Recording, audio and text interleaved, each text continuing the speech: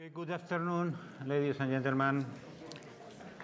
Welcome to this special session on regulatory developments that the Financial Stability Institute organizes every year in the context of the BIS annual general meeting. The topic, as you all know, the topic of this year's panel is policy approaches for addressing risks posed by the use of artificial intelligence in financial services. Of course, I don't think anyone will be surprised about the selection of this topic for this year's regulatory session. I think as many of you are aware, the foundations of artificial intelligence technology have been around already for some time. However, its practical application across most industries has been rather limited until recently. So with the advent of increased computer power and also the availability of vast amounts of data, artificial intelligence has become or is emerging as a transformative force that is impacting virtually all industries, including certainly financial services. So this disruptive potential of artificial intelligence cannot be overestimated. The expected large productivity shock that AI is going to generate is going to affect probably all relevant macro magnitudes. Sometimes the direction of this impact is not obvious at this stage. We know that AI is going to affect both demand and supply in an expansionary way. Therefore, it seems quite likely that at least in the medium term, AI is going to contribute positively to growth, employment, and even welfare.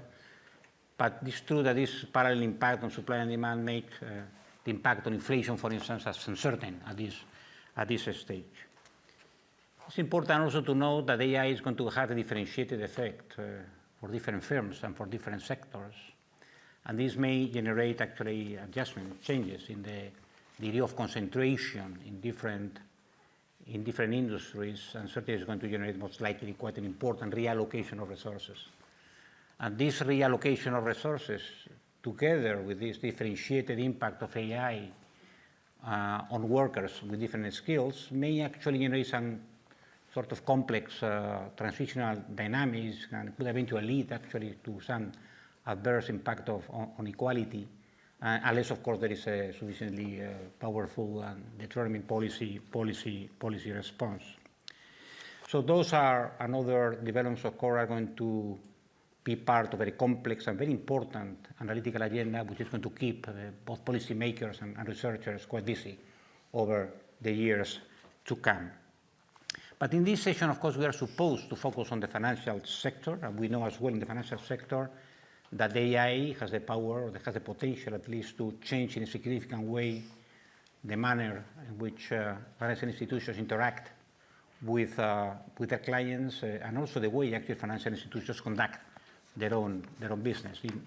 And of course, when we talk about actually the impact of AI on the financial sector, we have to talk about opportunities. But of course, in this house, of course, we are particularly concerned about potential risks.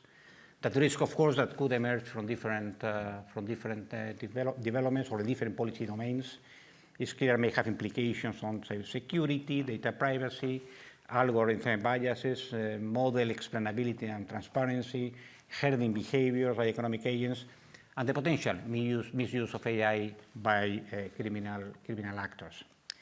So many of you might have in mind these words of Gary Gensler, the chair of the U.S. Securities Exchange Commission, in a recent interview with the Financial Times, and he said something as clear as without swift intervention, it was nearly unavoidable that artificial intelligence would trigger a financial crisis within a decade.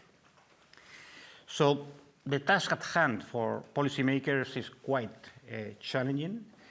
On the one hand, of course, there is an opportunity to foster an environment that encourages innovation and enables the realization of all AI's transformative potential. But on the other hand, of course, they have actually to ensure that the regulatory framework remains fit for purpose and effectively mitigates the risk associated with the AI deployment in financial services. So to navigate this very complex, important challenging landscape. We have here today a very superb lineup of speakers who are able actually to address the issues at stake from different perspectives because they have quite different backgrounds. So we have the privilege to have a top government official. We also have a senior executive from the AI development industry. We also have a representative from the banking industry. And we have the Secretary Generals of international standard setting bodies on the most relevant financial sectors, banking, insurance, and securities markets. So let me introduce them very briefly. We have David Adun, is Managing Director for Global Regulatory Strategy and Compliance of the Microsoft Corporation. We have Jonathan Dixon, Secretary General of the International Association of Insurance Supervisors. José Luis Escrivá, who is the Minister of Digital Transformation and Civil Service of Spain, and former senior staff members at the Bank of Spain, the European Central Bank, as well as the BIS, actually. Fourth, Neil Esho. You know him well. He's the Secretary General of the Basel Committee on Banking Supervision. We have left to him, we have Jessica Renier, Managing Director of Digital Financial at the Institute of International Finance. And then Tajinder Singh, the Acting Secretary General of the International Organization of Securities Commission. So thank you very much, all of you, for accepting our invitation and looking forward to your remarks in today's session. The structure of the session is going to be very simple. We are going to go for 2 rounds of questions to the members of the panel, and then we immediately will open the floor for Q&As with the audience. So you are absolutely invited to participate actively in the debate, asking questions, conveying your views, reacting to whatever you are going to hear in today's session. Just a small logistic announcement, which is actually to be, the first one is important. Remember that this session is recorded and will be available in our website in a few days. So let me start with Minister José Luis Escrivá. I have a general question for you, just to basically to break the ice. What is your view about the balance of risks and opportunities associated to the deployment of artificial intelligence, using, of course, both your governmental perspective as well as your central banking background? And probably in more concrete terms, on the basis of the current knowledge, do you think, to which extent do you think authorities are able actually just to anticipate and eventually address or prepare for addressing the risk associated to AI in the industry of financial services?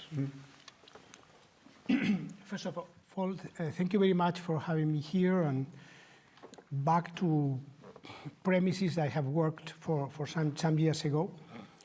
And in answering your question, I think it might be helpful that I organize my remarks by first referring to the mitigating elements to financial risk, and then to move to the amplifying ones.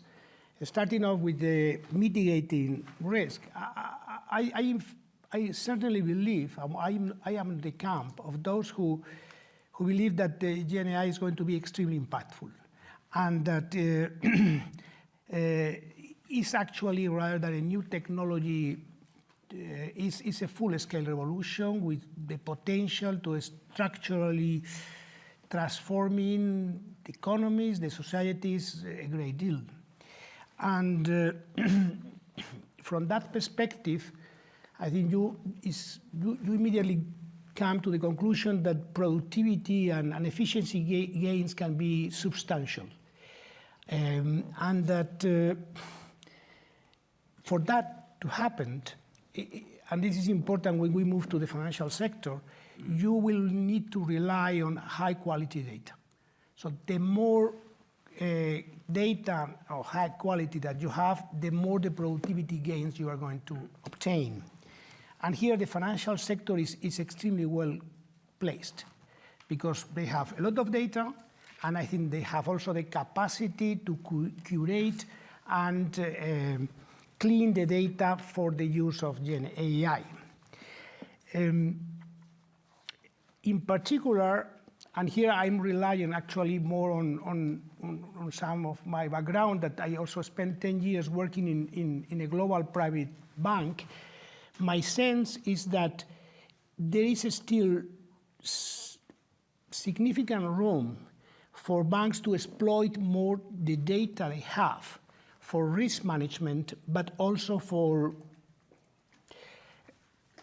pricing, of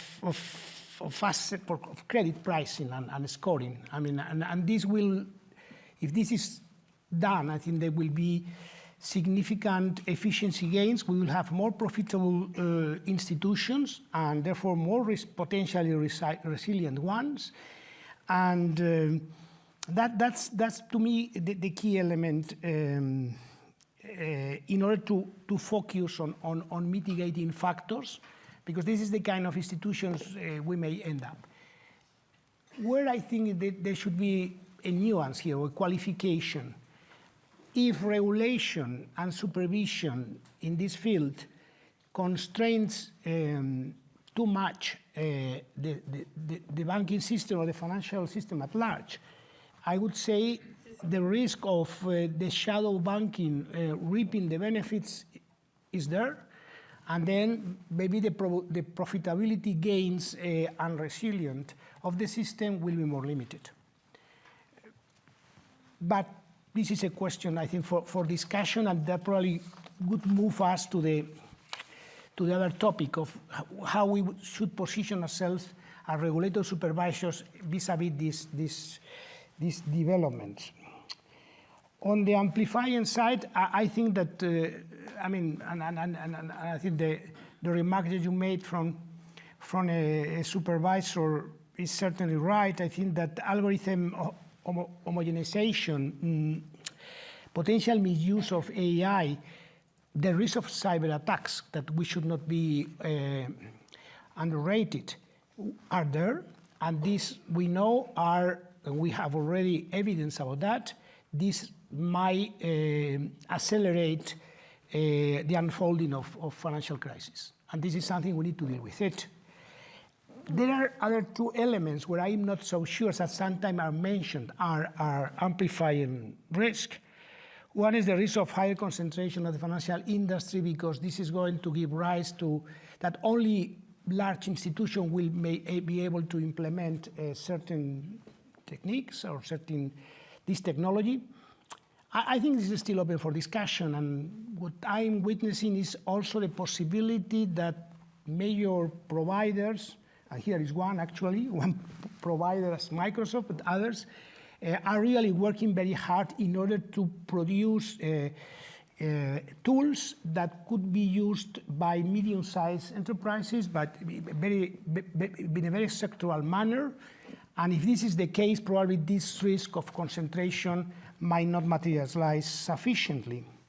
And the other risk that sometimes, amplifying risk that sometimes is mentioned, is that stemming from macroeconomic developments. And here I think that, to me at least, the arguments that are mentioned are far-fetched, and probably on the macro and business cycle developments, to me, the key elements that we can really now consider, I mean, everything is uncertain, certainly, and this is still surrounded by huge uncertainty, but I would say, I mean, the dominant element is the one I said before, is medium-term significant productivity gains, and that should prevail over other considerations that, I mean, we can discuss them, but I think they are not so relevant. On consumer, I think that there is one issue that we shouldn't overlook, which is these technologies are singular in the sense that they really, in this respect, they differ from previous ones, in that they have a significant impact, or potential impact, on human rights and fundamental rights. And in this regard, I mean, this goes certainly beyond what I think is the normal sphere of supervision and regulation of the financial sector. Touches upon very much not only, I think, consumer protection, which is also a tricky issue when we see how we can deal with it in the financial sector or from which regulatory and supervisory bodies, but also I think it has to do with more fundamental elements that might require a coordination. We may come back to this issue later. A coordination of different types of regulators and supervisors, supervisors in particular, combining vertical and horizontal ones. Overall, and I finish here. Overall, I think that it's difficult because this remains. I mean, still, I think this is very changing, and it's difficult to come to, I say, conclude assessments, and the uncertainty will remain substantial for some time. But I would say that overall, if I were to be asked, to me, the mitigating elements overweight with the current, at least the current evidence is available to me. The mitigating risk overweights the amplifying ones. That's very good. Many thanks. Very clear. I think in your case, you will really see clear benefits. You also see risks, but probably you will not overstress actually the risks, taking into account these mitigating elements that you are referring to. Okay, let's see if the AI development industry agrees with you. So that from your perspective, Microsoft, David, could you tell us a little bit what type of use cases you see in financial institutions, what type of services you're providing to them? Where do you see actually the profits and potential risks associated to the deployment of this type of AI solutions in the financial industry? So one thing I want to start off with is just distinguishing what AI services we're talking about. I think that's important. All the buzz really today is about generative AI and large language models and the scale that brings in really enabling to create new content and productivity. And I'll talk more about what that means for financial services firms. But in addition to that, you have, and you mentioned this before, you have other AI solutions and models that have been in the market for a while, like predictive AI, which forecasts future events. Take, for example, on cash flow forecasting, credit risk management, fraud detection, and so forth. And then you have traditional machine learning, which develops models to learn from data. Examples of that would include credit risk assessments, algorithmic trading, which obviously you'd be familiar with, and predictive analytics for lending. On the Microsoft side, the other thing I just want to give clarity on is, well, what do we do and what do we not do? And what we do is we're a technology enabler, we're a platform provider, and that's both for solutions that we offer for productivity development, such as with M365 Copilot.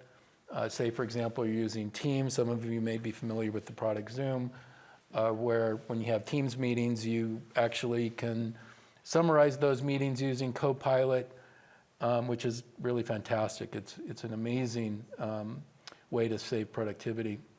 You have Azure OpenAI, which is enabling to build generative AI applications. Copilot for Security, which enables security professionals to enhance and respond to cyber threats more quickly. And then on the product development side, you have GitHub Copilot, which enables greater productivity in developing code.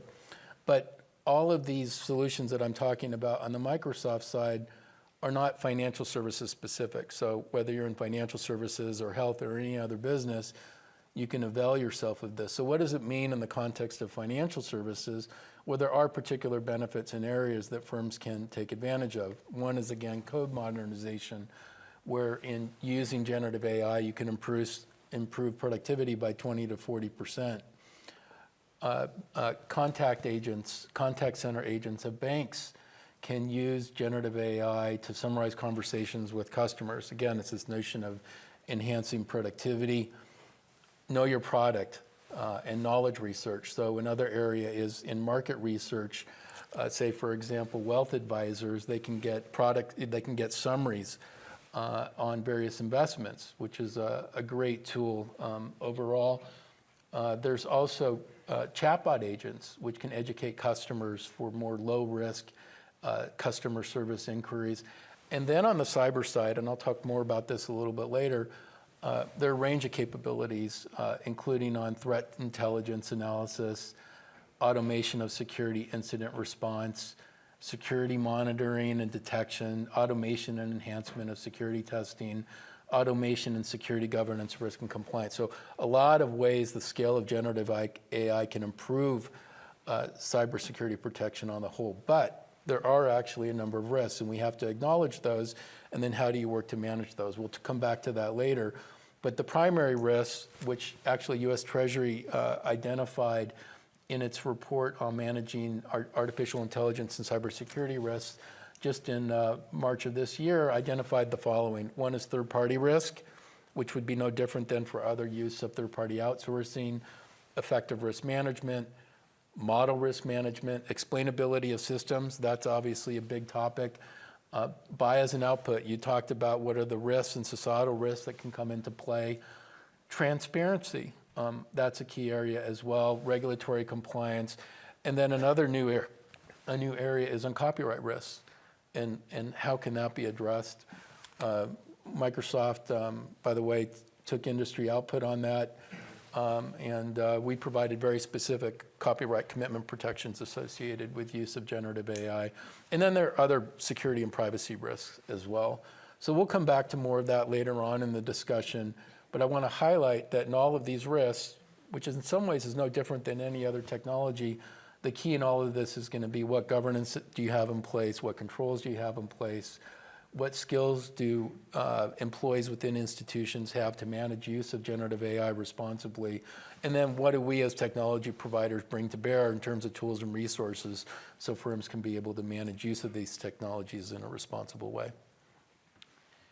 Okay, many thanks. You touched upon all the relevant risks, and looking for, of course, a second round in which we could dig deeper into some of those risks. So let's now move from the supply of AI solutions, the demand of AI solutions in the banking industry. Jessica, how do you see actually the future in terms of the deployment of AI solutions in the financial industry? How are actually banks, particular insurance companies as well, preparing for that? Yeah.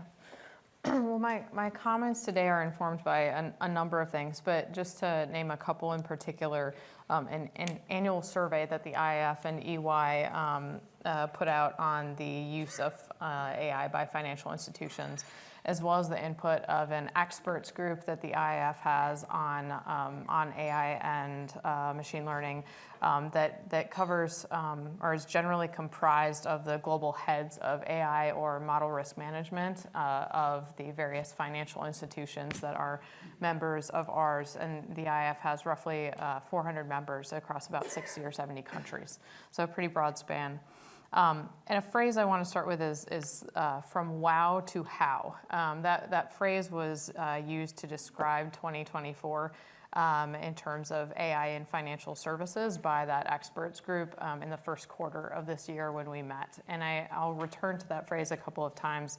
But really, while the financial industry has long used classical or predictive AI, advances in generative AI, as Dave mentioned, in LLMs in 2022 and 2023, really catapulted AI tools to the top of the C-suite agenda. And we saw organizations' governance and ethics structures become really front and center in 2023. But 2024 is now poised to be the year of execution.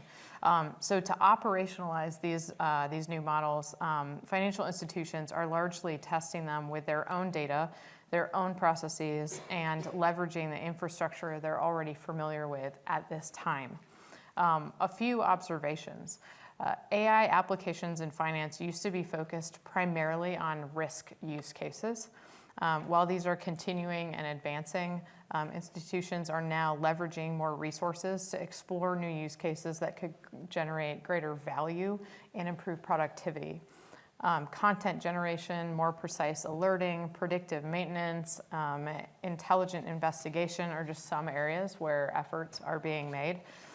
They've mentioned a number of other areas that were great areas as well. Specifically, financial institutions are focused on translating strategic priorities now into specific use cases. And some examples of this are that efficiency gains are being operationalized through applications for coding and programming assistance, automated report generating, note taking, translation, etc. Improved customer experiences and subsequent increased revenue are being explored through applications for personalized customer service, like the use of chatbots, digital assistants, micro-marketing, and the suggestion of new products characteristics. And I note on digital assistants, some of our financial institutions, while there's been a lot of discussion around how AI will disrupt or displace some jobs, there's also discussion around how AI in this sense will be able to support their business and their customers in ways where they aren't otherwise able to maintain a sufficient number of appropriately skilled workers for a particular job. And that may be because it's just hard to hang on to them and they get hired by their firms, or because of declining populations in terms of a declining workforce. And you don't often hear that other side, and some of the financial institutions we speak to are very much looking at AI for those opportunities. Finally, enhancements in decision-making processes are being implemented through applications for pricing, modeling, and anti-money laundering. Importantly, Gen AI has potential uses for improving unstructured data or making it usable, in turn, which would enhance the data availability for other use cases in connection with more traditional AI models. This is a big issue for certain types of financial institutions, like insurance. Now, a very important dynamic to observe, though, is that AI relies on the availability of quality data at scale to be trained and to operate. And this was also mentioned, the importance of that quality data. At the same time, AI models produce new data from these inputs, which can then feed into other models or business processes. So effectively, you have a feedback loop where the outputs become the inputs of a new loop, right? Data has become a core input to business processes, much like capital or raw materials, which AI can leverage in new ways, elevating its importance. And the financial services industry is an industry with data at its absolute core, right? And so it's quite important here. The public sector has as much opportunity to use AI to transform their operations, efficiency, and added value in the financial services ecosystem, as does the financial industry itself. Specifically, the area of SupTech, or leveraging AI for supervisory exercises, holds promise, as does RegTech, to hopefully decrease compliance burdens on financial institutions while making supervision more efficient and effective. So I get to the how of where I started with, from wow to how. And the question is, where are we in the how? And it's the question of scale, specifically challenges to scale in execution. So in 2024, firms are focused on scaling pilot projects to produce value. And another phrase came up with our experts, and that's clinical prioritization. In terms of making sure that any actions that they take, they know exactly why they're taking them, in what order, to bring things to market, and to successfully operationalize AI, and specifically Gen AI. And I'll come back to that later on in the panel. But just finishing that out, while building on the experience that financial institutions already have in AI and model risk management, even more important are core capabilities and infrastructure upgrades in data, cloud, and APIs that are necessary. AI leaders and C-suite executives are dealing with needing to strike that balance between having the right controls in place and being able to move to market at a swift enough or appropriate pace. And in this context, two complementary solutions are emerging. One, for the pre-deployment phase, the integration of model risk management teams early in the process to shorten the life cycle. And two, for the post-deployment phase, incorporation of automatic model risk assessment and machine-readable controls to keep pace with changing dynamics and requirements from various stakeholders. And for high-risk models and frontier models, a human in the loop is still viewed as a necessity, as well as continuing to be necessary in a range of other applications. I will stop there. Okay, many thanks. So now I think it's time to give the opportunity to international standard setting bodies actually to express their current state of thinking in relation to the risk associated to the deployment of AI in the financial industry. So let me start for once not with banks, but with insurance companies, if you don't mind. So, Jonathan, how do you see actually the deployment of AI solutions in the insurance industry? Are you able already to identify concrete risks for the safety and soundness of insurance companies? Well, thanks very much, and thanks for starting with insurance. I mean, I would say we are still very much learning on this topic. So I can talk a little bit about what we know so far from the IS side, but it's an interesting area where, on the one hand, we've said this is a strategic priority for us, digital innovation more generally, but AI in particular, but also recognizing it's such a fast developing and such a cross-sectoral issue that our level of ambition is really to understand and help supervisors to adapt to it rather than any sort of front-running ambition.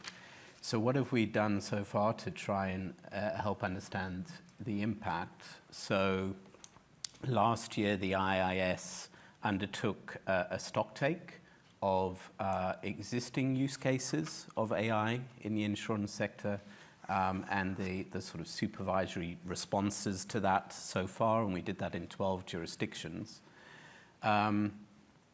And we published a very short summary in December and shared more detail with our members. But what were some of the key findings? So I think it's pretty similar to what Jessica was saying. Whilst there's a lot of interest in the use of AI in the insurance sector, which is completely understandable because it is such a data-rich business, so far, what we've seen so far is understandably some caution in moving forward. Generally, the use of generative AI is at an early kind of proof of concept stage, with most insurers remaining cautious about its wider rollout, given potential reputational risks associated with inappropriate use of AI. It's interesting to hear that 2024 maybe is when we move beyond that proof of concept stage.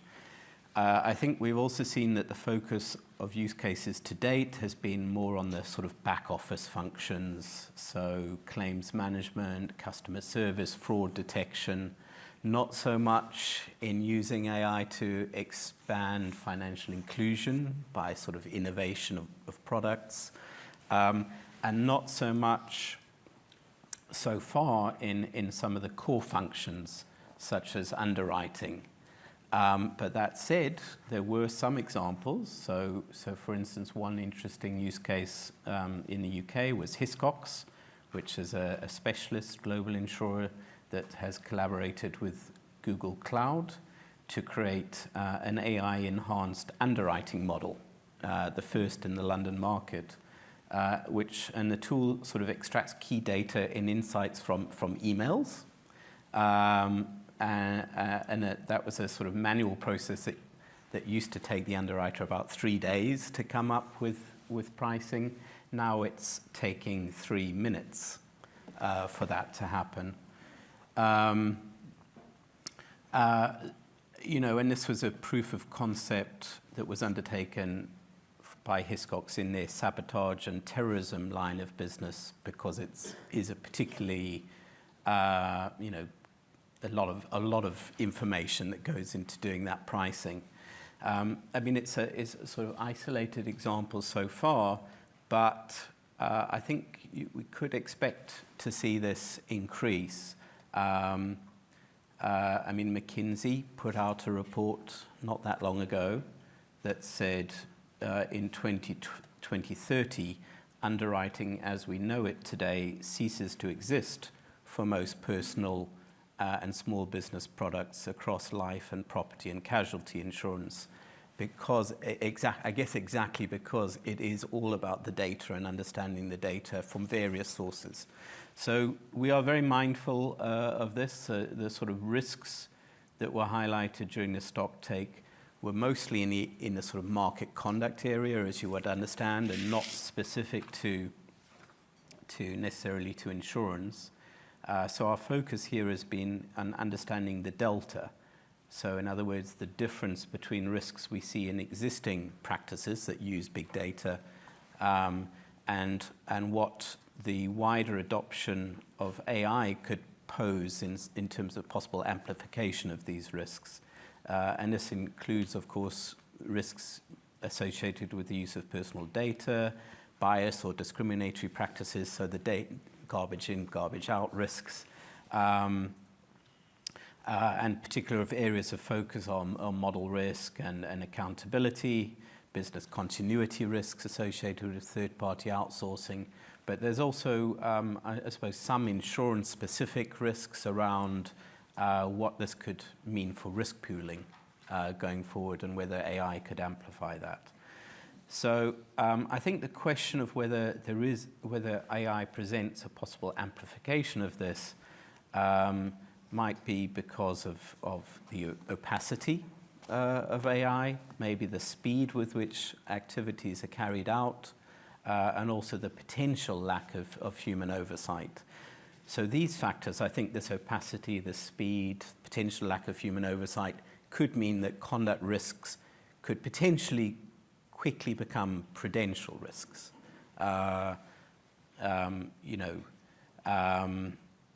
Because of,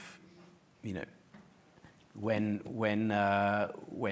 things go wrong with pricing, for instance, and they happen quickly and they happen badly, the results could be a financial soundness impact. And then lastly, on the financial stability side, it's not been our core focus, but I know our colleagues at the Financial Stability Board are doing work on the potential financial stability implications of the use of AI, and a bit of a stock take of their own, and we will contribute an insurance sector perspective to that. Thanks. Many thanks, Jonathan. Very, very clear. I wrote down something you said, and I think it's a good reflection of reality, is that so far the use of AI for core business activities in the banking and, in your case, insurance company, is still quite timid, right? It's not that you are seeing so many use cases that have to do actually with insurance underwriting or credit underwriting. And when AI solutions are applied, as in the example you mentioned, it's more about productivity, gaining time, more than improving actually risk assessment. Right? So let's see if it is something that is also happening in the banking industry, Neil.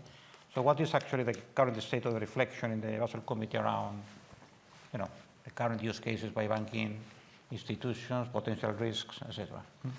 Okay, thank you, Fernando. I think I'll run through very quickly in terms of current use cases, because I think Jessica covered them very well. So I'll just give you the highlights. But before I do that, I should mention we published a paper last month entitled "Digitalization of Finance," and that basically covers the Basel Committee's views on everything from AI, cloud computing, anything digitalization related. So I recommend that.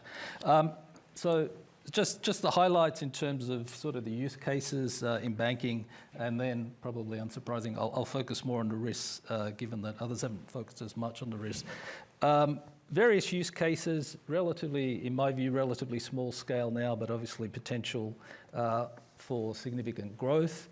And these use cases apply, I'd say, across the whole banking value chain, whether it's credit, trading, pricing, fraud detection, AML, capital, liquidity planning. I think you see it everywhere. The expectation from using AI is basically increased efficiency, better risk management capabilities, enhanced product offerings. Certainly the focus, as others have said, is more on generative AI more recently.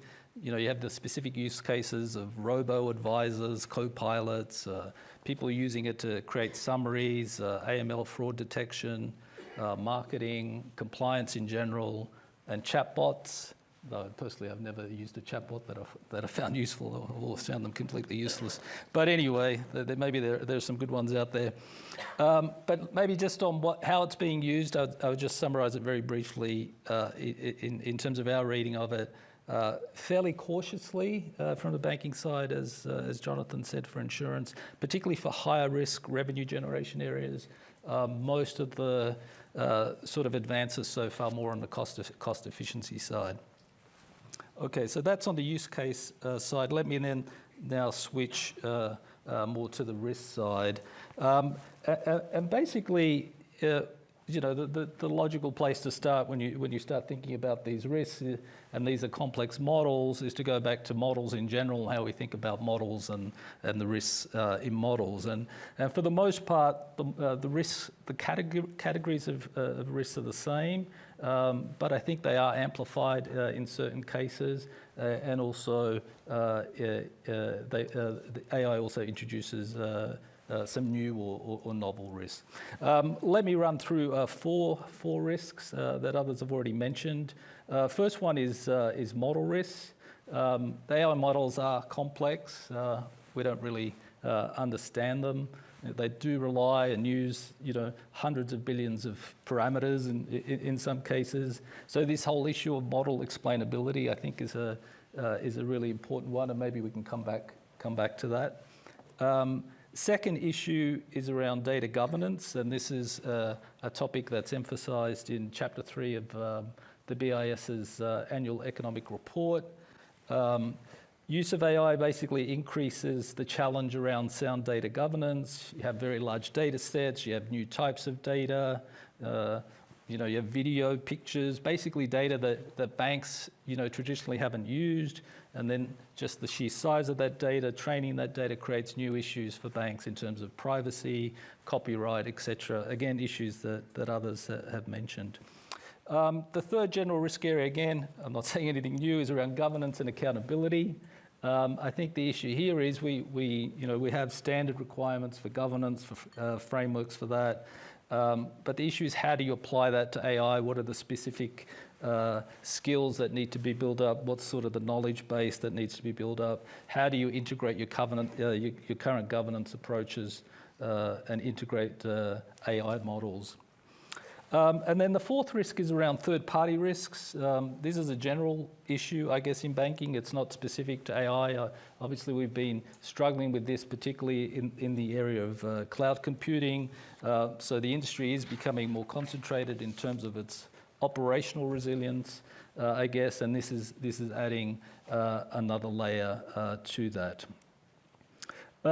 From a broader financial stability perspective, I think the issues obviously of interconnectedness and interdependencies across the financial system, the potential to amplify traditional financial risks, including becoming more pro-cyclical, because there are fewer. If everybody's using a handful of these same basic foundational models, then there is that potential for greater concentration. And you add on that sort of the concentration coming from the concentration in cloud services, then you have a significant risk there, I think.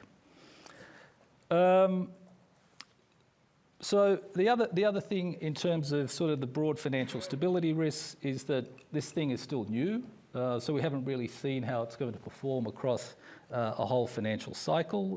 That might be some time off, hopefully. But again, depending on how things play out, it could amplify future banking crises. The one argument I've heard against this is that these models are probabilistic. So when you put in a query, you always get a different response. So does that to some extent offset this herding behavior? Because these are predictions like other models. Maybe it does to some extent. I'm not sure. Maybe just to summarize, I think what the biggest risk is, and it's sort of very simplistic in my view, it's basically we're facing a really big change. It's a huge potential impact, and there's a high level of uncertainty. So for the potential for us to experience, significant negative surprises must be quite large. I'll stop there. Okay, very good. Thank you very much, Neil. Very much clarity about the potential risks, not yet sufficient evidence on the actual relevance right now of those risks. But of course, as a regulator, you have to be mindful that those risks could actually materialize, and you have to be ready for that. So how is the situation in the capital markets industry, Tajinder? I mean, how do you see actually the balance between risks, opportunities? What are you worried about?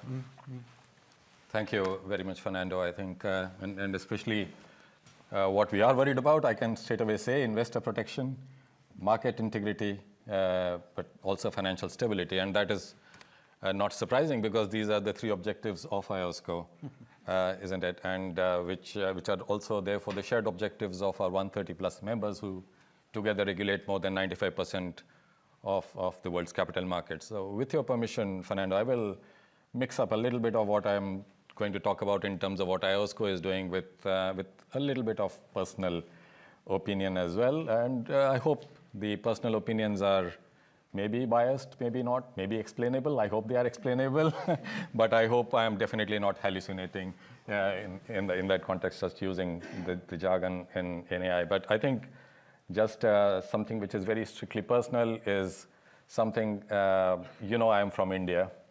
And you know that one of the words that gets used a lot in India is karma, right? So, so what am I talking about? It's just something I thought I will just indulge myself.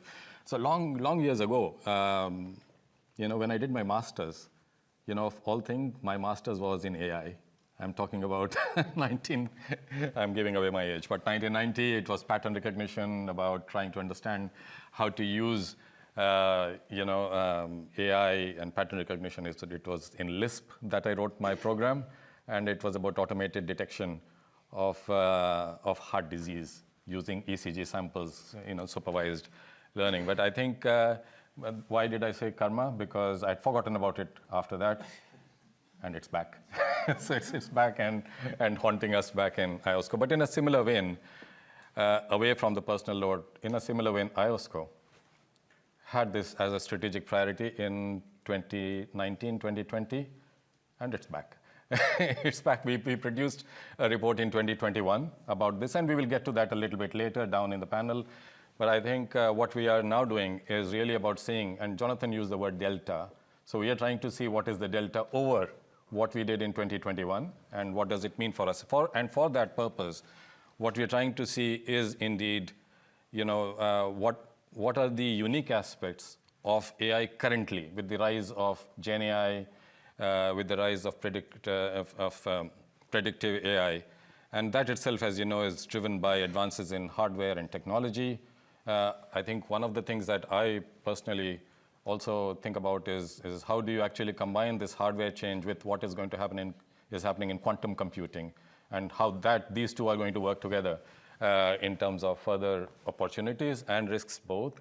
But then coming to opportunities, similar to what my colleagues are doing in the other standard setting bodies, what we are trying to do is to also understand use cases of AI, but of the recent development in AI.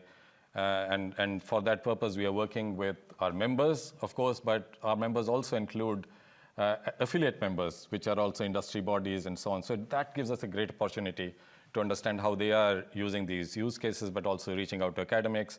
And we are doing a lot of roundtables, but not surprisingly, our answers are very, very similar in terms of the use cases, both in back office and middle office functions, but also in front office applications. So we are, again, not surprisingly, talking about robo-advice, asset management, algo trading, HFT, its applications for AML and CFT, for portfolio optimization, for portfolio risk management, for investment advisory services, communication with clients. The use of chatbots, I think, was mentioned the use in RegTech, for instance, all this stuff that we talk about, ESG metrics. So how can you actually use this for compliance, for surveillance, for fraud detection, for transaction processing and automation, also for things that were already mentioned, report summarization, research capabilities, and so on. And indeed, as Jessica mentioned, the use cases also are for supervisors. It's used in SubTech. But of course, I cannot be with a standard setting body without talking about risks. And I think because with AI becoming more and more mainstream, it also provides opportunities for bad actors. And therefore, the risks have been actually mentioned previously. So the lack of explainability in AI processes, biases within models, biases within data, so drifts both in the data, with using stale data, or in the models themselves, the conflicts of interest arising from the use of AI, data privacy, operational risks, cybersecurity, fraud and deception, deep fakes, hallucination that is enabled by AI, but also, of course, beyond investor protection, market integrity, a little bit to financial stability, the point that was previously mentioned also about concentration because of a few AI providers, interconnectedness, outsourcing third party. And I think the aspect, and it was previously mentioned, I think Neil also mentioned, so, for instance, herding behavior. Now, herding behavior, we know, okay, the use of common data sets or the common providers. But I also think, so classically we would talk about amplification of trends, of creation of bubbles, of fire sales, of price crashes. But on the other hand, I think the jury is indeed out on the herding aspect of that. Because I think Neil mentioned the point about the probabilistic models there, but also, I mean, if you step back and think about it, why would people use AI in markets? Essentially, to be able to make profit. So if you're going to herd, how are you going to exploit the opportunity? Because that kind of seems to go counter to the herding behavior in a sense. So why would you develop something like that? But of course, then that raises fundamental questions about markets themselves in terms of price formation, discovery, transparency, and potential for market disruption. And I think because securities regulators cannot help but also talk about disclosure, so it also takes us to disclosure about the use of AI, the governance and controls about AI development, and indeed, from that angle, not necessarily from a sustainability angle, disclosures about ESG itself. What does it mean for not only environmental risks, but also workforce displacement and social disruption? And I think one thing that Jessica also mentioned, one of the risks that we do think about, both in the industry and in regulators, is talent scarcity. So these are the types of things we're talking about, and I will get to that later in the discussion about what are we going to do about it. Thank you. Okay, very good. A long list of opportunities, even longer list of risks. I think this ends the first round of questions. Let me just invite react to what they have heard from other panel members. Yeah. I think that the word caution has been used several times by my colleagues in this panel.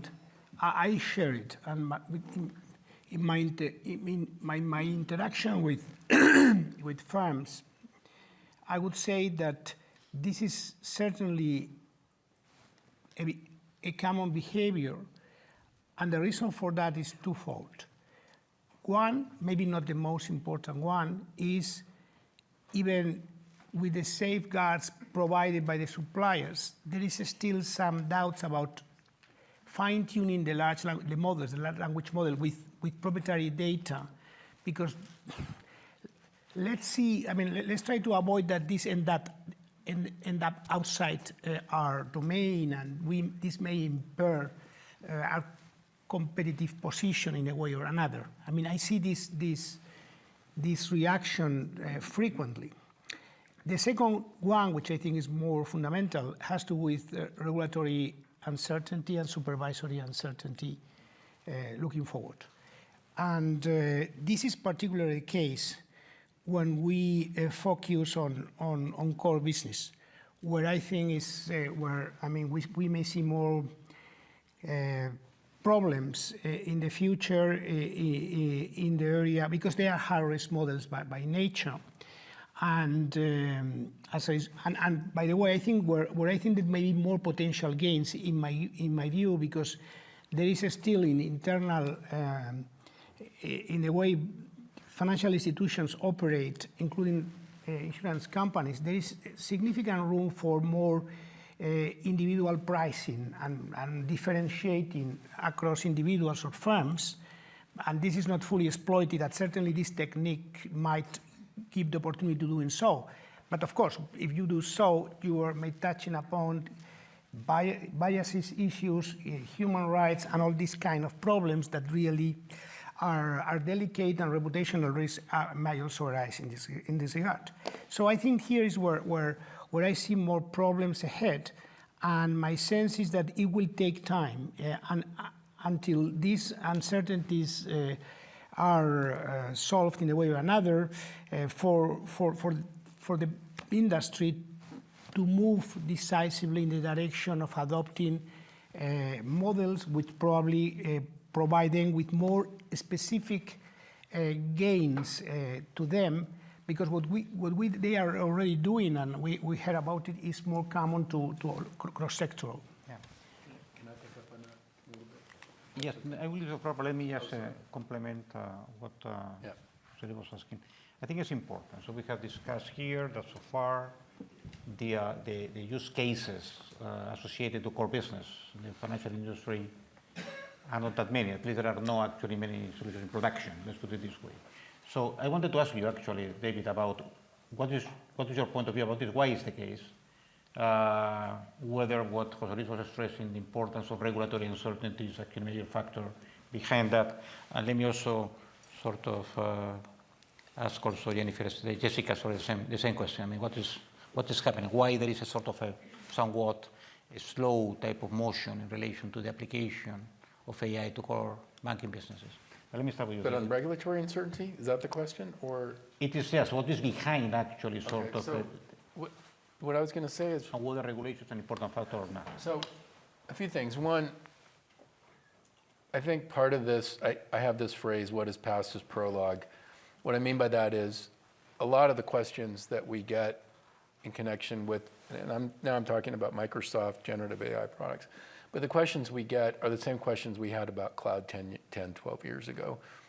And what does that mean? It really means part of this process is having an education both to regulators, education both to customers. So they have an understanding of what are all the controls that we have in place to manage risk in the products that we provide. And then on the shared responsibility model, which you may come back to me on, what are the things that customers have to do as well, right? The other thing is that what we see, there's also a spectrum of risk associated with use of generative AI. It's not a one-size-fits-all approach. And so we categorize different phases in use of generative AI. We're relatively in the newer part of things, but we have what we call Horizon 1, 2, and 3. We're really in the Horizon 1 category today. What does that mean? It's really for internal productivity. The example I gave was Microsoft Teams and stuff like that. I actually had a session yesterday on AI with customers in Zurich, and I asked, how many of you are in the Horizon 1 category? Almost everyone raises their hand, right? Then you got the Horizon 2 category. That's really more about augmenting the customer experience. So that's more interfacing with customers directly. And same question, how many of you are doing that? Well, not as many, right? Why? Because that's a higher risk scenario. And then as you build in, there's a Horizon 3 category. As you build in AI into your products, that can be the highest risk. Like, for example, you talked about underwriting, which in fact comes into play under the EU AI Act, which is actually, I think it's a prohibited risk under the EU AI Act. It's a high risk. High risk, sorry, thank you, okay. High risk. But again, it goes to the point, once you start to do these things, you have to factor all of this together. But it starts with education, it starts with understanding what are the controls, and then you have to have governance, you have to upskill employees. The role that all of you have to play is giving clarity to the industry as to what's permissible and what's not. And Janet Yellen came out with the statement back last year in December after the Financial Stability Oversight Council identified AI as one of 14 vulnerabilities in the financial services system. But what did she say? She said that there are ways to manage risk consistent with existing regulatory guidance, and that's the way that you apply it. So there's some adaptation, which I think you talked about. You have to adapt that, but you can actually, I say you have tools in your toolbox to work with. And what's really critical is to give that level of clarity to the industry so industry can avail themselves of those benefits in a responsible way. Okay, very good. Jessica, a point on this issue about Yeah. AI in core business? Yeah, absolutely, and I agree with everything that you've just said, David. I think while financial services has used like predictive classic AI for a long time, certainly Gen AI has challenged the existing practices around oversight and governance. And I think the word caution that has come up so many times, absolutely, they are proceeding with caution. They're looking to execute now, but they're proceeding with caution. And you see that in the focus on internal use cases for the most part. Not only, but right now the focus on internal use cases, while they use their own data, they use their own processes, and they test, and they want to make sure that they don't expose their clients to something that they aren't ready for their clients to be exposed to, because financial institutions care very much about protecting consumers and care very, very much about any kind of risk. They're probably the most regulated industry out there.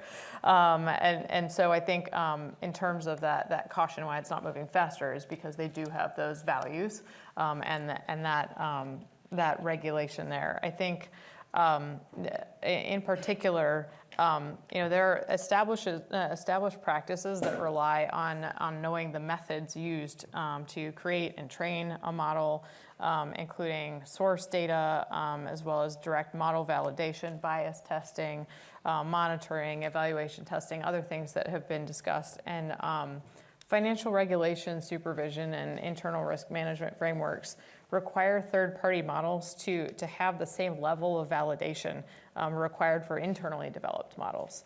And many financial services firms feel as though their visibility across this increasingly complex kind of value chain in AI is poor. And from the survey that the IF does with EY last year, it revealed that only 3% of the firms that participated in the survey reported confidence in obtaining the requisite information on Gen AI models to perform the same level of validation that they do on internal models, even though they expect the same. They only 3% said that they were confident that they had that level that they needed. Now, financial institutions have extensive experience managing third-party risk. So we shouldn't be approaching this from a complete clean slate, like they don't know about third-party risk. But there are levels of complexity that require some thought, and I think will require lessons that the financial industry also has in terms of technology solutions that it has explored previously already in classical AI that might illustrate a pathway for Gen AI. And just a couple of examples that I'll give you are kind of multiple system and source integration into models hosted on the cloud that can facilitate compliance with privacy rules and security frameworks, and at the same time allow models to be fed relevant data for a specific group of tasks.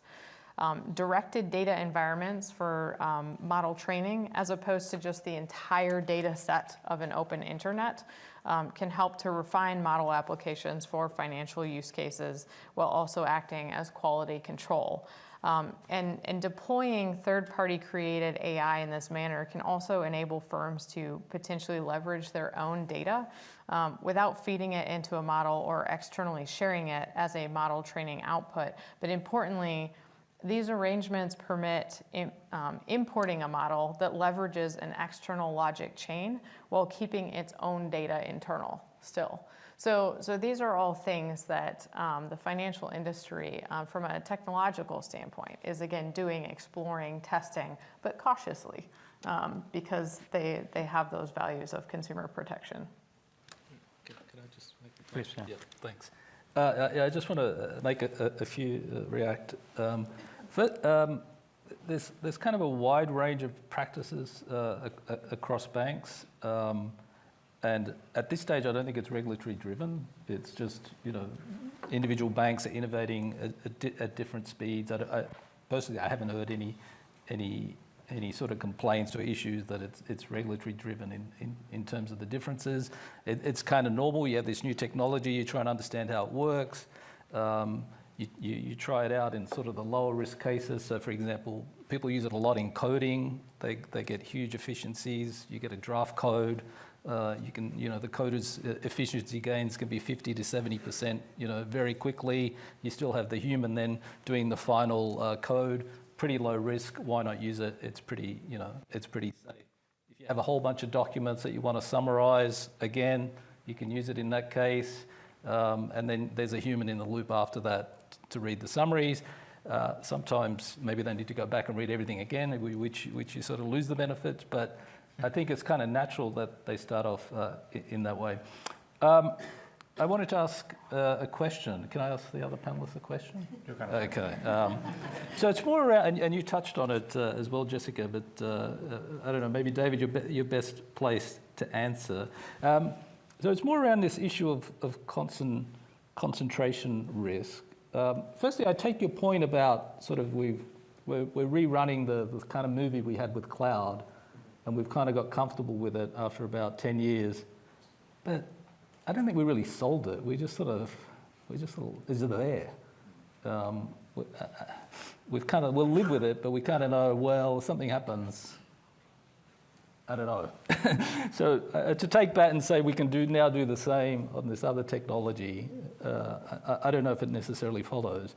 But my question is more around sort of this mixture. I think you were touching on it, Jessica. Is like concentration of models and then the uniqueness of data.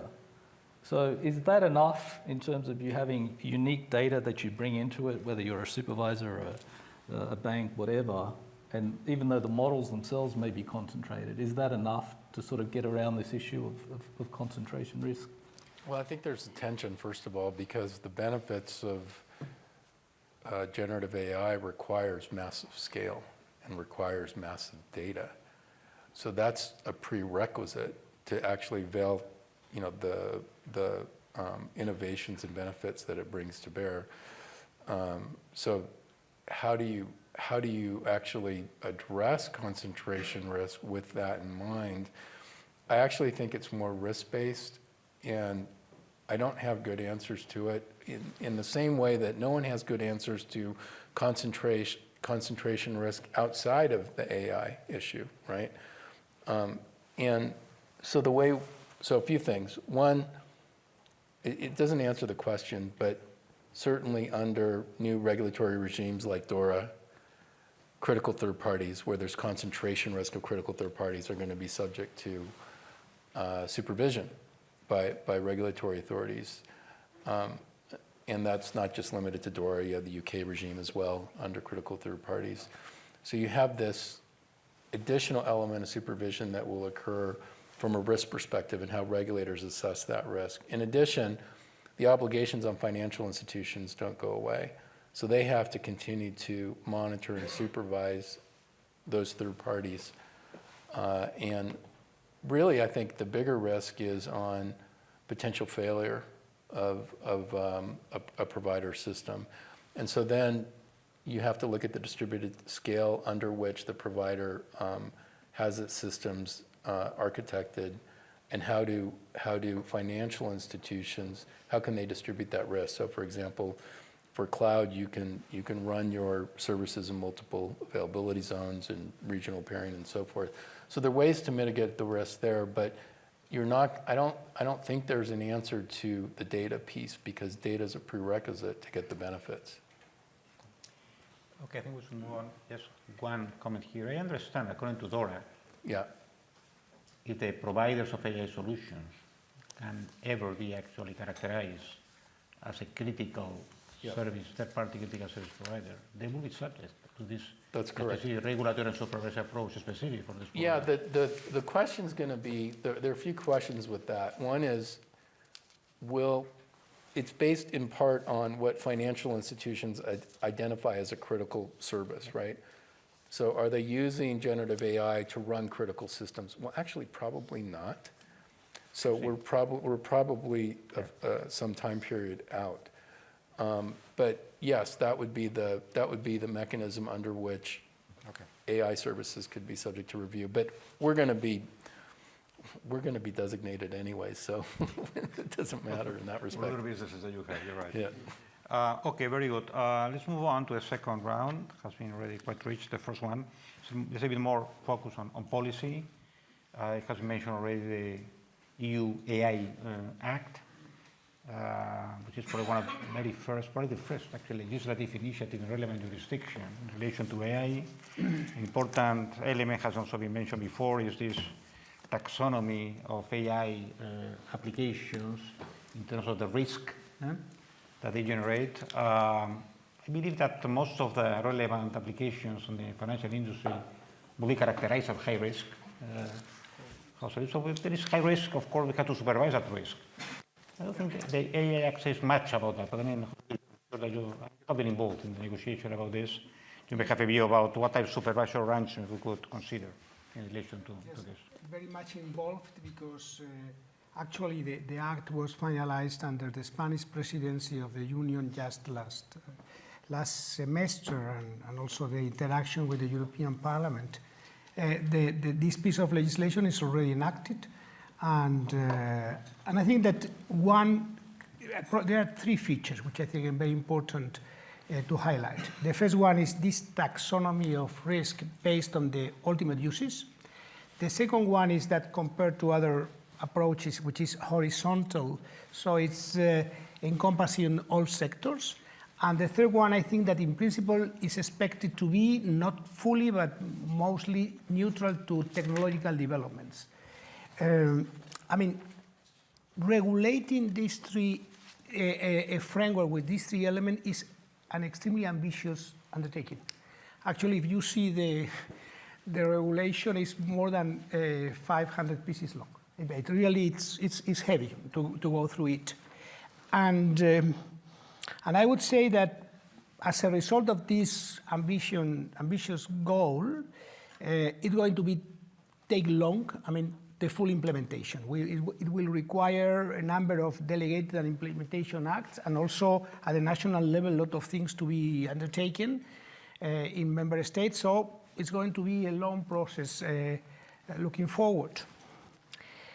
There is also, I mean, there has been an attempt, which is to avoid, to a great extent, regulatory fragmentation in Europe. But there are some elements that might not be avoided in this respect. But this is important because I think we have already not very good experience in Europe with data protection in terms of fragmentation across member states. Because there's too much discretion at the national level on the one hand, and too much discretion to supervisory agencies in deciding a number of things. Here I think that it's a genuine attempt to avoid that, but not fully. I mean, I think I will come back to this in a moment. But I think that probably the most important element is that of, on regulatory fragmentation, one point, because sometimes it has been,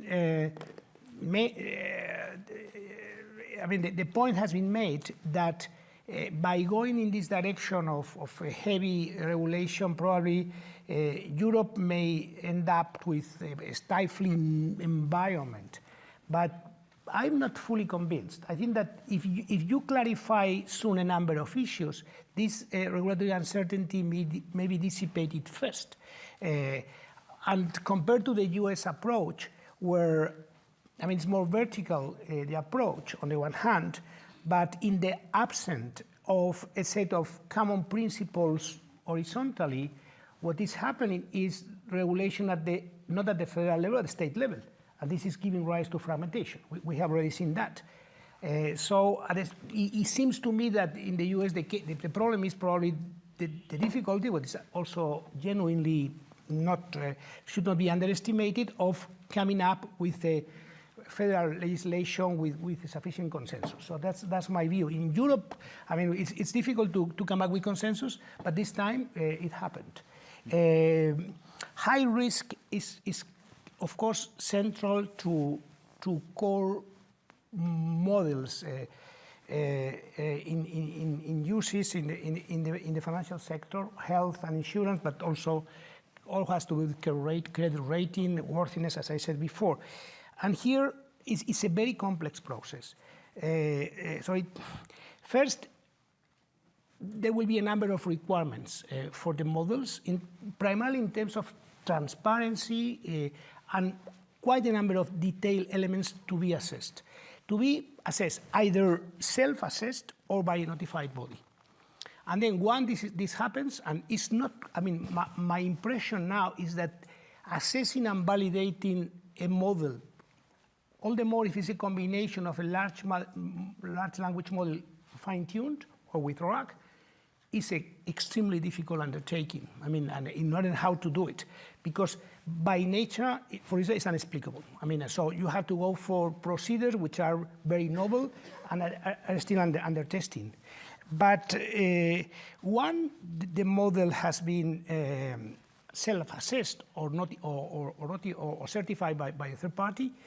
It comes that there is, and here is what the risk of fragmentation comes, a market surveillance authority that would decide at the national level. And member states may take different decisions regarding the financial sector and other sectors in deciding whether this is done by the system regulatory authorities in the banking sector, in the insurance company sector, or moving to a horizontal one, or whatever. I mean, so this is something that might be rise to fragmentation by nature, and I think this might be problematic in my view. And then I would say that looking forward, I see basically one issue, which is that even beyond Europe, we need to come up at a certain point, sooner or later, with global standards. This might prove difficult. Hopefully we may not need a crisis as it happened with the financial crisis since 2007. But I think this might be a good precedent in the following sense. I mean, now there are discussions at the United Nations, of course, in the OECD, group of countries we are meeting, we are exchanging views. It seems to me that the best place for something to happen and in order to come up with a framework could be the G20. And around the G20, as it happened in the financial crisis with the Pittsburgh and London summits that gave instructions to the IMF, to the Financial Stability Board, or creation of the Financial Stability Board, here something of that kind should happen sooner or later. So a number of standards should be set and then adopted voluntarily by major countries around the world. So this is the way I see it so far, but remains extremely tough undertaking going forward. And this is my last point. I think that probably in addition to this global perspective or global approach, there is genuinely a need for a horizontal coordination between vertical regulators and horizontal ones. And the reason for that, so we should come up with a sort of architecture, regulatory supervisory architecture, where we need to combine all the knowledge of the verticals, in this case, insurance, banking, etc. But at the same time, we might need knowledge and inputs and expertise horizontally because of ethical elements that go certainly beyond the verticals on the one hand, and the other hand, because, and at least at the current stage of technology, in assessing and validating large models, I mean, even specific models, you need a technology, a supercomputing capacity, expertise that will require, it will take some time, and there are scarce resources, human resources, and actually also, I would say, infrastructure. So it will take some time before vertical regulators may be in a position to deal with it. And at the same time, I think the horizontal ones will have to do it in a way or another. Okay, very good. Dave, you already touched upon this issue about sort of distribution responsibilities between firms and AI providers. Of course, we talk about regulation and supervision is key. I mean, who should be responsible for what? You want to expand a little bit on that idea? I mean, how do you see this? I must ask speakers now, please, to try to be relatively Quick. Eh? Yeah. So I can be brief. I mean, the shared responsibility model applies to generative AI in the same way that it applies to cloud. And they're basically three different categories. For SaaS solutions like Microsoft 365, principal responsibilities with the technology provider, in this case, Microsoft. For Azure OpenAI, where you're building generative AI applications with platform as a service, then you have a distributed shared responsibility where it's roughly about 50-50 between the cloud vendor and the financial institution or other firm that is building generative AI applications. And then if you're bringing your own models through and just using infrastructure as a service, then most of the responsibility, not entirely all, but most of it lies with the financial institution. That's principally it. But I do want to just cover a couple other things relating to that. One is that we do have, as I mentioned before, tools and resources. This gets into the shared responsibility where even if we're not responsible, we do feel that we have an obligation to ensure that firms can actually be able to build and use generative AI in a responsible way. So we do provide a variety of tooling and resources. We have a responsible AI dashboard, which provides for fairness assessments. We have other tooling which also enables firms to do model assessments and evaluations around the quality and safety of the generative AI solutions. And then there are open source services as well. Lastly, we do think it's important on the upskilling piece, which has been referenced as well, and so we're making significant investments for the industry as a whole to be able to use these various learning capabilities that we offer to upskill employees in how to use generative AI. Okay, thank you, David. Let's move now to Jessica. Of course, you see that sort of debate is now emerging about what is the best approach to regulate this, whether actually development or the use of AI solutions. So now that you have actually surrounded by standard setting bodies, what type of advice you will provide standard setting bodies and how to best approach the regulation and supervision? Sure. Well, I get asked this question a lot by all of our financial institutions and others. And I think jurisdictions around the world have taken different approaches to regulation thus far around AI. And I think first, I go back to a framework that I think helps understand why. Because I often get asked, well, which one is the right one? And where is it going to go? Tell me which thing I should kind of focus on. And I think that that's the wrong question. I think first the question has to be what priority order is each country listing, I think, 3 different priorities, 3 different things. One of them is writing regulations. Another one is developing technical standards. And another one is investment or capacity building. All countries have those 3 things somewhere in the priority scale, and it's a question of which one is first, second, and third. And they're ordered differently based on what the pre-existing situation in that jurisdiction is. For instance, the pre-existence of hyperscale technology firms in that country already. Or the domestic need to bring a lot of member states together and thus need to develop regulations more quickly, or other types of things, right? And you need to understand what is the priority order to then take a glance at kind of why is regulation developing in a way, instead of just saying which one is right or not. It's the wrong question to ask that at this time until we let that further develop.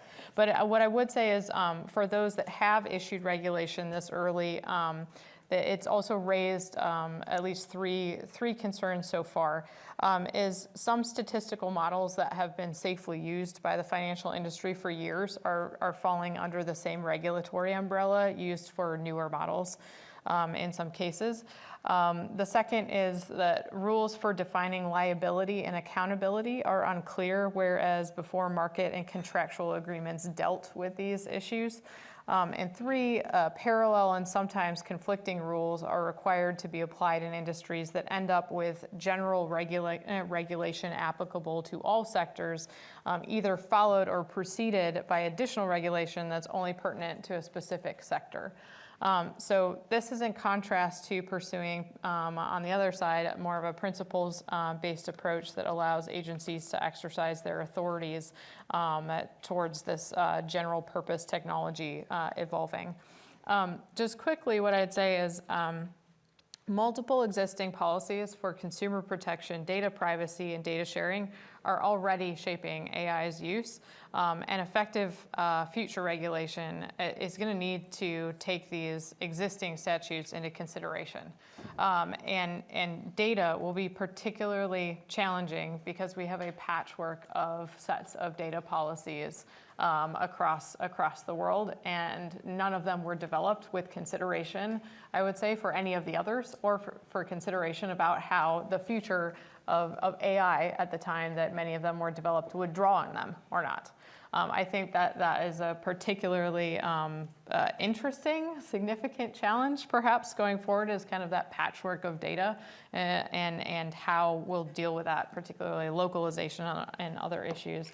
At a greater level, though, what's really important is that the financial services industry and regulators might not be at the center of the regulatory response here, because it's bigger than financial services.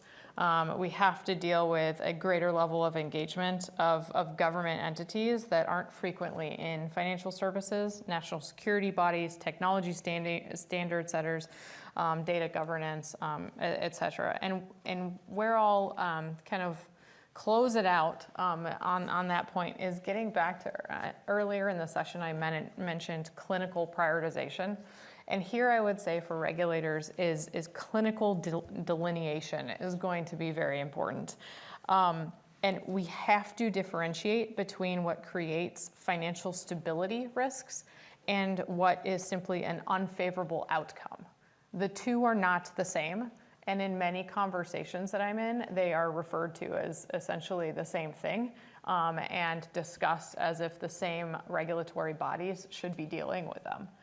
If we are not clear about whether it's a stability issue or it's simply unfavorable, which is not good either, we won't know what body to give it to address correctly.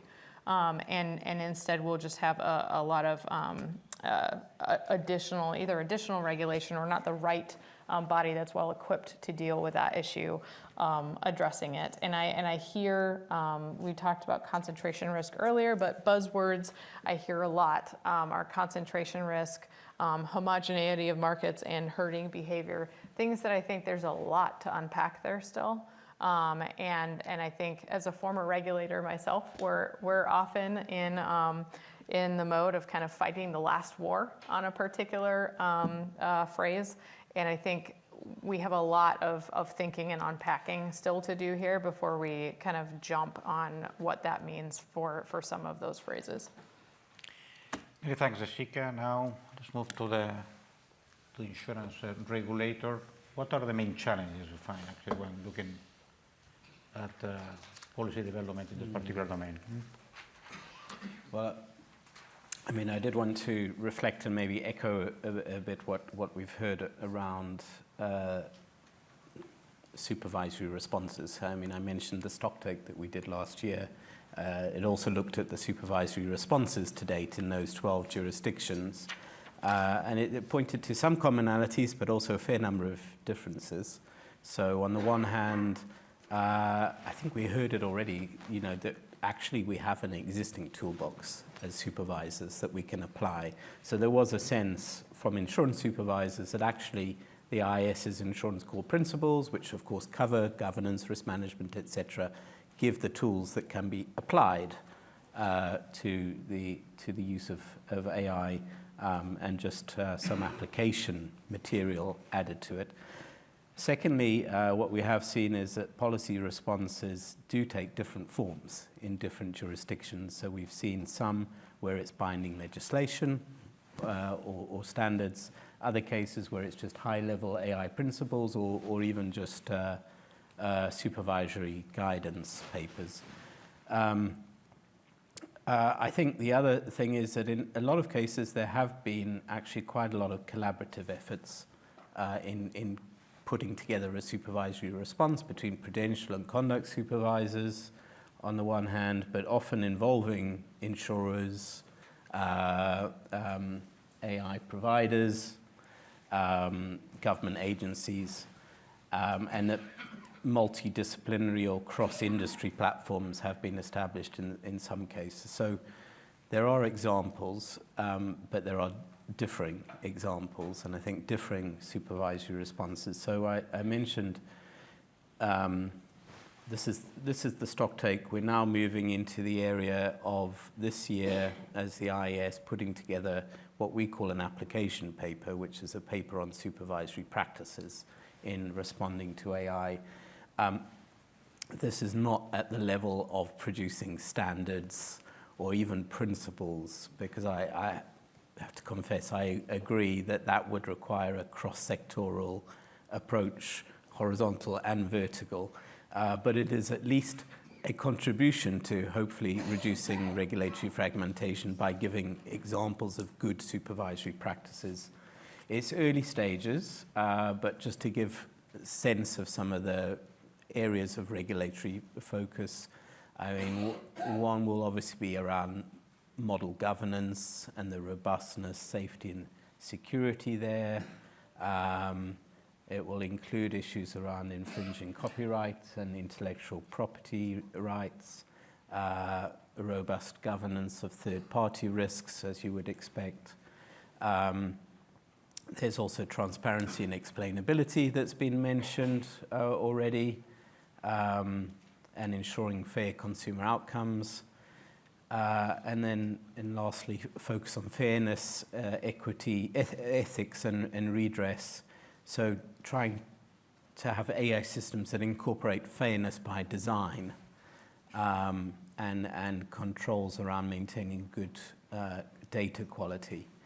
Now, going a little off script, I mean, this is personal view in a sense because we're still developing the paper, but I think, well, there is a sense, because of the concentration of AI providers, I mean, the model governance issues, it's a complicated supervisory issue that's going to require a very different approach. But I think, what it does mean from a vertical perspective is that I think it amplifies the need for a supervisory approach that puts an emphasis on monitoring of outcomes. I mean, this is kind of central already to kind of our conduct approach. But given the complexities of actually understanding models and the governance around that, perhaps looking at outcomes from models is a very good complement to that. So it's interesting. There will be, I think, an emphasis on building these conduct outcomes, these outcomes for consumers into enterprise risk management. I mean, we have a lot of indicators in ERM which are financial indicators, but less so across financial institutions, I think, on core consumer outcomes.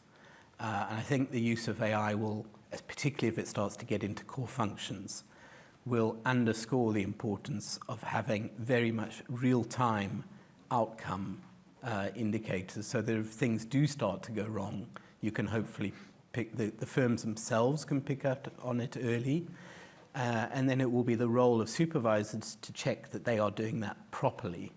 And I think actually reference was already made to SupTech, that this could be particularly powerful for supervisors in monitoring that insurers, other financial institutions are monitoring their outcomes properly. And those firms can use RegTech to do that as well. Let me stop there. I mean, there is an issue, I think, also about protection gaps and and so on, but we can come to that at No, this but, time. thank you for pointing out this apparent paradox that in order for supervisors to be able to properly supervise AI solutions, they have to employ much more AI solutions themselves. It's interesting point of view. Okay, let's now move to banking. So, Neil, of course, I understand the committee is looking at these issues, but of course, there's still a long way actually to be even close to consider some adaptation, right, of the current regulatory framework. But what is your expectation in relation to this reflection? Okay, 3 quick points. Firstly, don't expect anything soon from the Basel Committee in terms of regulation or even guidance when it comes to AI. It's still very much in the monitoring phase. I know some supervisors, some jurisdictions have already taken steps, but yeah, as I said, don't expect anything too soon at sort of at the committee level. I think the general approach will probably have to be very much supervisory focused to start with. I think our standard toolkit applies, the standard framework applies. Essentially, these AI models are basically magnifying existing risks. So if you believe that, then sort of the natural consequence of that, well, if it's magnifying existing risks, use your existing tools as the first step. So whether that's governance, as I mentioned before, risk management, risk data aggregation, operational resilience. I mean, we've worked on those issues for many years, so I think the next challenge is to try and figure out, okay, what's different, what needs to change, what do we need to develop in terms of AI, and how to deal with that. So I think it's very much standard toolkit, apply that, figure out what needs to be adapted, but very much from a supervision focus rather than a regulation. I think it's too early to try and regulate something we don't really understand particularly well. I assume I'm vertical, but I agree with you on there's lots of horizontal stuff that's way beyond us. You know, you mentioned data is obviously a big one, ethics, so there's only so much that the standard setters themselves can do. There's sort of, you know, much bigger issues that need to be tackled at a broader government level. The third point I wanted to make is around this issue of explainability and sort of you came up with this modelling of outcomes. I don't know what the answer is here, but I think this is an area we really need to think a lot more about. I mean, we've sort of been brought up in this, you know, well, a lot of us economists is sort of, you have these historical models and you run regressions and you get some statistical variables and you can deal with that and you apply those traditional models and you think you can explain them, even though a lot of the times the error component may be, you know, more than 50%. But we somehow manage to live with that, right? And I don't think you can take that concept of explainability and then just apply it to AI models. It just doesn't work. Like, because the very basis of these things is that it's a black box, right? I don't think you can then, this is now a personal view and I may be hallucinating, this is not a Basel Committee view. So I would always start from the position, it is a black box, don't try and think you can explain it. Like, that's how I would start. And then say, okay, what are the controls I'm going to put in place to deal with that, given how much I understand about this thing. I don't think you can solve the underlying black box thing, because that's by design, right? That's how the thing works. And as I said, we've been comfortable with using traditional models when there are certain we have certain factors we think, yes, these are significant, we understand their impact on outcomes. We use that even though, as I said, often these models are not very good. there's mostly, it's unexplained, but we still use that. So I think we need to think a lot more about, okay, starting from the fact that this is a black box. Don't try and apply what we've done previously for traditional models to AI, but then take that as a given and think about, okay, what are the controls we put around that? How do we use it? In other words, I'll stop there. And there was to relax the concept of explainability, right? I mean, or to reconsider it or redefine it to some extent to be able to accommodate the use of AI solutions in core banking business, right? Yeah, I think so. Yeah, I mean, I'm not. It's not. I don't think it's a matter of becoming, you know, taking on more risk, but just taking. You just need a different approach. I don't think trying to explain the black box, because you can't explain the black box, is the right approach. You need an alternative approach. As I said, that's just a personal view, but committee may end up with a completely different view, but by the time it reaches a view. Very good, very valuable personal view in any case. So, Tajinder, you're next. Tell us a little bit about your challenges, actually, when you sort of try to think about what's the right policy approach in relation to this. Thank you, Fernando. I think, so our thinking is, of course, very similar, not surprisingly, across standard setting bodies, but I think maybe a bit of a difference is that we did do prior work in 2021, and that was recommendations on the, with regard to the use of AI by market intermediaries and asset managers, but clearly those issues were before Gen AI. But again, those issues were not everything was different. So in the sense that the issues were about explainability, we had talked about, it was there even then, data quality bias, algo development and testing, outsourcing, ethical issues. And so what did we do then? We did come out with 6 recommendations or measures. Again, they were not necessarily brand new AI principles or anything like that, but they were what you would apply commonsensically in terms of looking at the existing principles. So, for instance, it was about designating senior management at firms for the oversight of the development, testing, deployment, and controls of AI and ML. And then it was about testing and monitoring the algorithms. It was about skills expertise with regard to monitoring and controlling the risks. Third-party risks, again, we talked about. So that was part of the recommendations. Disclosure with regard to the use of AI and by firms, and having the data and controls in place. So that is what was there. We came out with these recommendations, but of course now what we're doing is in the current world, in the where we've had all these explosive almost developments with regard to Gen AI and even predictive AI. So we set up actually again an AI working group in March of this year, and we will hope to have a public report by the first quarter of next year with regard to what we see as the issues, not necessarily with regard to coming out with brand new recommendations.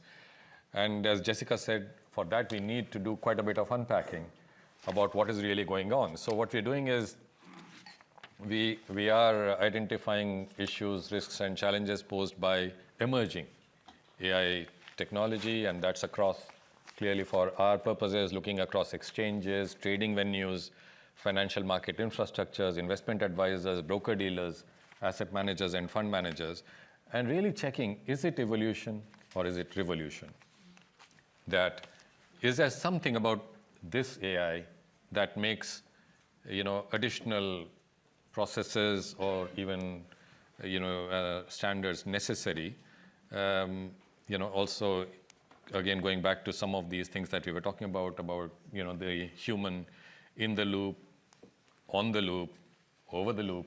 I think we talk about those things again, with regard to external providers, and then the issue of concentration came up. So systemic risk there, with regard to technology providers, with regard to models, with regard to data sets, and so on. So that's where we are in terms of the work we are doing. Again, like Jonathan and like Neil, some personal thoughts again are a little bit that the normal approach that we have taken with regard to things in fintech, and the point about having seen the movie earlier, whether it was cloud providers and so on, we've all seen some of this type of stuff. What we had done was crypto assets and so on. So essentially looking at, okay, same activities, same risks, same regulatory outcomes. So that's essentially much more, as you would expect, a principles-based approach or an outcomes-focused approach, one would say. And in general, we seek to be technology neutral. So that's the starting point, I think, for any of the work that IOSCO does in this area when it comes to finishing its stock take and saying, do we need something new? So I think the starting point would be, we haven't yet got there, would be say, okay, normally we are technology neutral. Normally we would look for it to be principles based and outcomes focused. But clearly, as the minister said, it is definitely not just markets.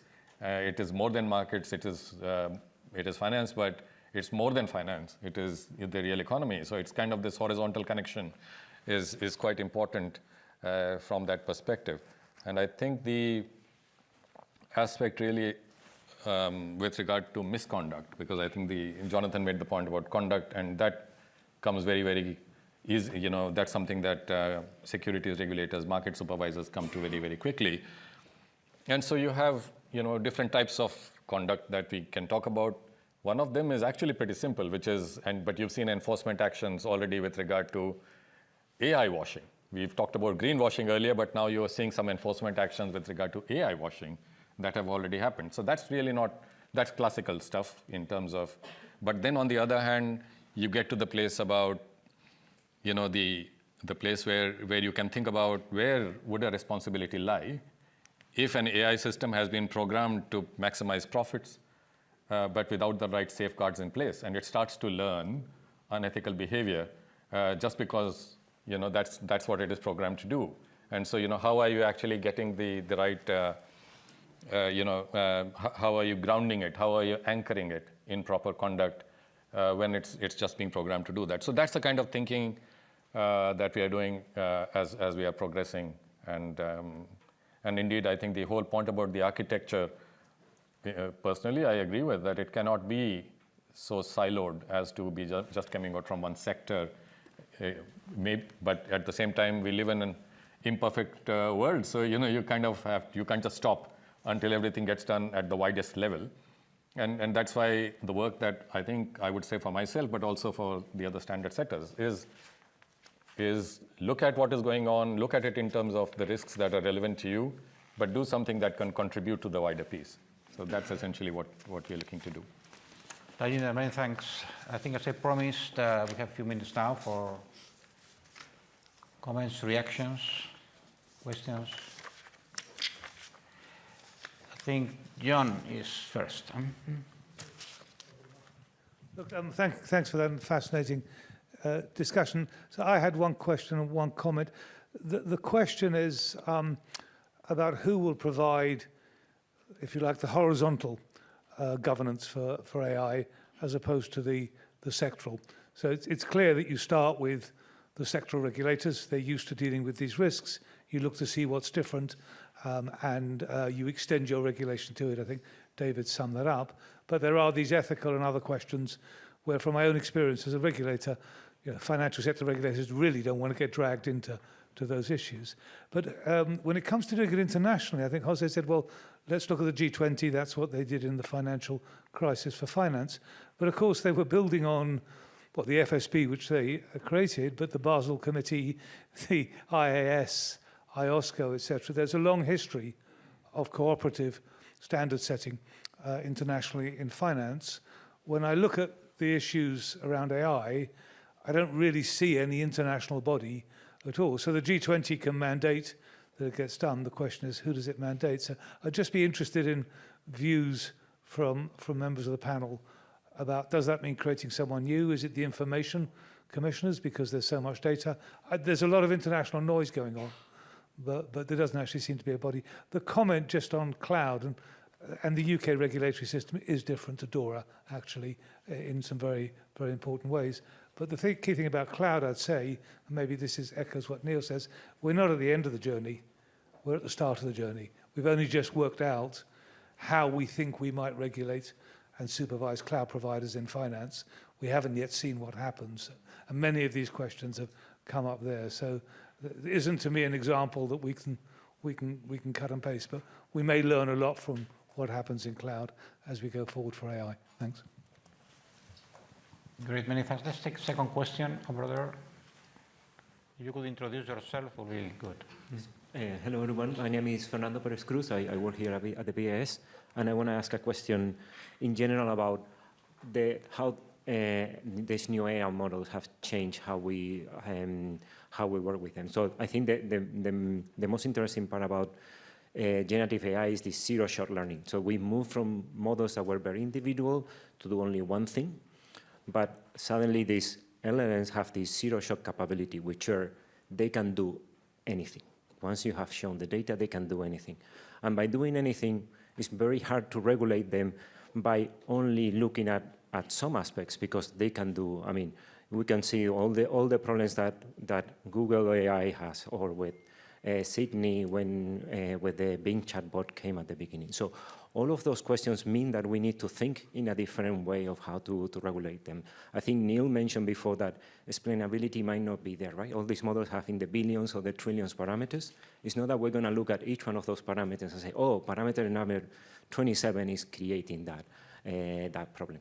And the other problem that we have with them is having this zero-shot capability that they can solve anything. People now are thinking that these models can think, right? And I think one of the problems that we need to start thinking about them in a different way. And the way that I like to talk about these things is when we look at planes fly different like birds, but we can still agree that they fly. But if you think about one of these models, do they reason or think and comprehend? Most likely they don't. But if they were to do it, they won't do it like humans do. And those are the things that we need to think a little bit about, how those changes will come not only to the financial regulation, but in general to society. Thank you. Okay, two interesting questions. Maybe José Luis wants to take the first one. Yes. Well, in the European Union, this issue is already settled. There is actually the first meeting of the AI board took place last week, and the AI board will be responsible for those horizontal ethical issues and other issues actually that has also to do with technology in different directions. And the AI board is formed by the representatives of the AI supervisors at the national level. So that's the way in which Europe has addressed this issue, and they are already working. And they have actually in the AI Act, there is already a very clear timetable in terms of implementation acts that will come up with some of these ethical principles or operational principles, I would say, that deal primarily with the issue of transparency, because the transparency in which the models are trained in different respects, I think is central to what we are discussing here, and also maybe also to the explicability issue, because this probably is the way to deal with it. It's just to really have a good assessment of how the models have been trained, and how the data that have been used in very concrete terms, how they've been curated, all these elements deal with ethical issues in a way or another. And this is the way in which Europe has decided to, the European Union has addressed this issue. On the global issue, I agree with you. Okay, pretty clear. Just a quick reaction. Yeah, no, I totally agree with what you said, John, about needing a new. I think you need a new group. I don't know how you create it, but it needs to be like, you know, you need sort of the whole cross section of society somehow represented. I think you'd be the perfect person to be on it, John. You should try and set it up with all your experience. So I think you need the economists there, you need the technologists there, you need the artists, whatever. You need people to think through all these different issues.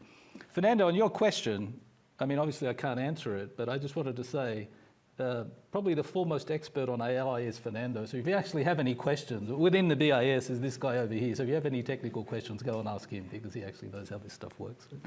I can't answer your question, but it's a good question. Yeah. Okay. Maybe A slightly more constructive answer. No, I was, John, because that was a great question. So I asked ChatGPT and Gemini that same question, and the answer was, there is consensus between the two, that it should be the UN, or it should be the OECD, or the G7. But I'm just telling you, that's what AI is saying. Well, since he said, he mentioned UN, I was going to say that it occurs to me that the challenge that we've stumbled on is trying to regulate at a global scale a general purpose technology, right? And so how do you do that? Have we done that with like computers? Have we done that? Like what are other examples where we can look to a framework? And I personally, whether we need it or not is one question. Whether we're going to get it, I personally just don't think that a global new body of any kind is going to happen unless it is created at unless it's driven by national security at a global level. National security things like nuclear issues get dealt with at that level at the UN or other kinds of global agreements because they're so dire. And so if it is driven by national security, which is a higher order than financial services, in terms of just the overall, I think, global attention here, then perhaps, but it won't drive down to the level of the questions that we have in financial services. I don't think at that level with the UN, the ITU, or anything like that. There are international standards like the NIST AI risk management framework. So even that is a basis under which technology providers and firms can use in terms of how they're looking to govern and manage risk associated with that. It doesn't deal with the regulatory piece per se, but it's certainly a framework that's useful. You mean more in the direction of self-regulation? Is what you? What's that? Self-regulation. Self-regulation. Yeah, I mean, well, that's actually one of the things I say is you've got multiple different parameters, but self-regulation's one. But I don't think that's a satisfactory answer, right? And I'm not suggesting that. It's really part of the overall governance framework and internal compliance that firms have to follow, but they have to do it within the regulatory environment they're operating in. Great, very good. Any other question? Maybe I might try to answer an answer. You feel brave enough? Go ahead. Okay. No, because at least, again, in the European framework, we have dealt with this issue, and there are very different tracks in assessing and validating large language models and specific ones.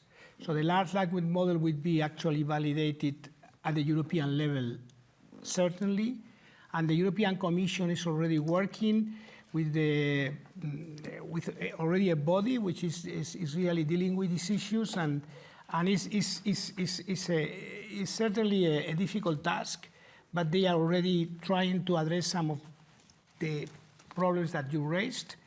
For the specific model, this is a national supervision task, and here is when I think they will be learning by doing, in my view.